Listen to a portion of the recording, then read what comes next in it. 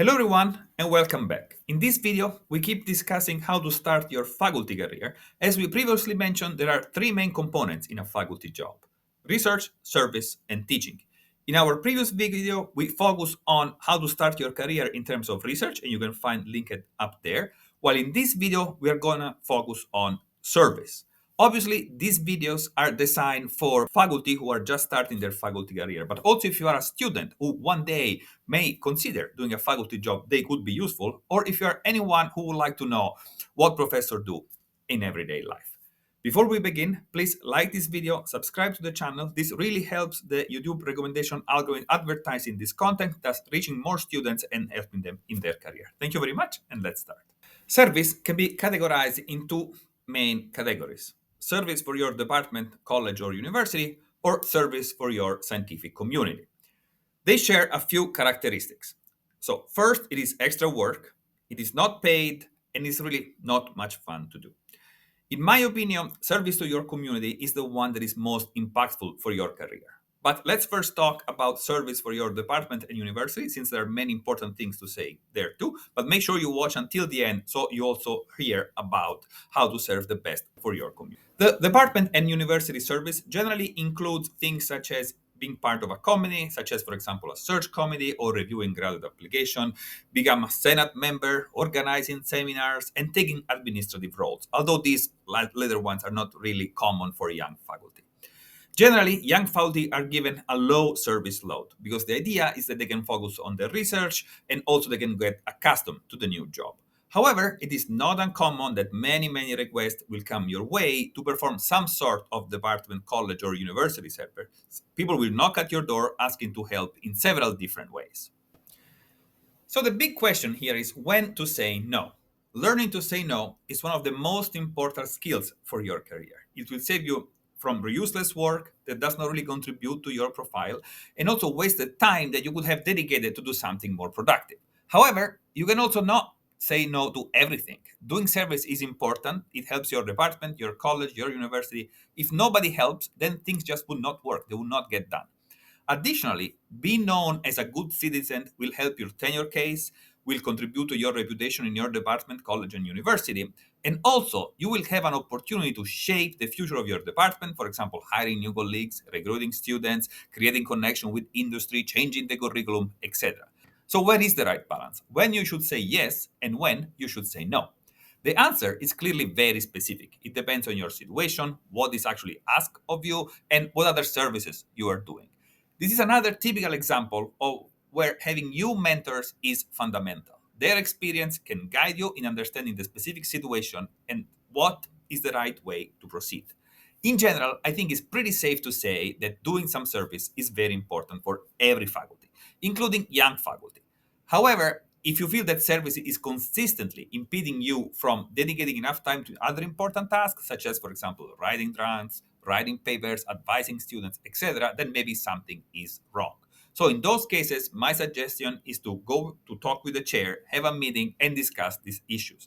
So chairs want your success too. I'm sure they will either be able to make some changes to your service load, or they will provide some guidance in order to help you addressing this issue that you are experiencing. Let's now talk about service to your scientific community. As I was mentioning, this is probably, in my opinion, the most valuable type of service, since the department and university service tend to stay local to your institution. But service to your community gives you visibility, it helps you build a network of professional connections, and also it is the path to become a leader in your research community, and also helps you understand what are the behind the scenes of many aspects of the academic and scientific work that otherwise would remain unknown. Examples of community service include serving as reviewer for journal and conferences, service in technical program committees, serving as officer of your society, also organizing conference and workshops in various different roles, reviewing proposals from funding agencies, serving as guest editor for special issue of a journal, and maybe later on in your career also serving as editor or even editor-in-chief for these scientific journals. So the main advantages of these services is that they contribute to building your name and professional profile worldwide, well beyond the wall of your institution. What you do for your society will enrich and strengthen your CV. It will help you with job applications and recognition, visibility, and many other things. Generally, at the beginning of your career, I recommend accepting almost every type of service that is offered to you from your society. The major exceptions, however, are the predatory conferences and predatory journals. You should stay away from those no matter what. No matter what they offer you, it could be invited talks, free publications, guest or associate editor positions, just stay away. In my opinion, publishing or doing servicing for those is actually counterproductive. It harms your CV and your professional profile. Nevertheless, all other opportunities, in my opinion, are good when you're young. For example, if you get invited to be part of a technical program committee for a minor but still reputable event, such as a conference or a workshop, I think you should accept. Similarly, to be guest editor for a issue in a minor journal, I think also is a good opportunity, as well as serve as organizing committee for a minor event, such as a workshop or a conference. As an example, you may be a publicity chair for a conference. There is a great opportunity to get your name out. You will get to advertise this event through several channels and thus connect to many colleagues who otherwise would have not known of your existence. Regardless of what you do, though, it is extremely important that you do a good job because service can be a double edged sword.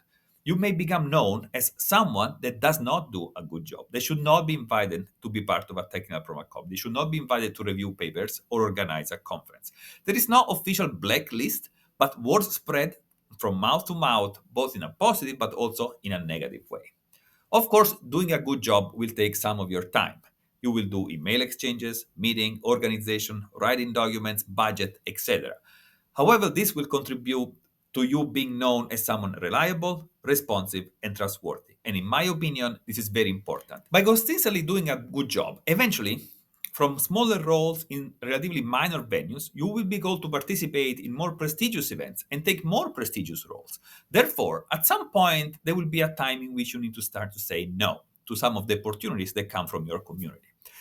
There is kind of a diminishing return effect here. So serving in a technical program committee is great, but if you're already serving 20 of them and then you are invited to another one, that is not going to add a lot to your CV. I suggest thus that over time you become more selective. As you build up your reputation and you accept more prestigious role in more prestigious venues, while at the same time you can to decline those in less prestigious ones. Also in this case, mentors are the best ones to provide you advice and insight in the opportunities that arise and will come your way. Well, this concludes this video. I hope it was useful. Please let me know in the comments below. Thank you very much. Good luck with your faculty career and see you next time.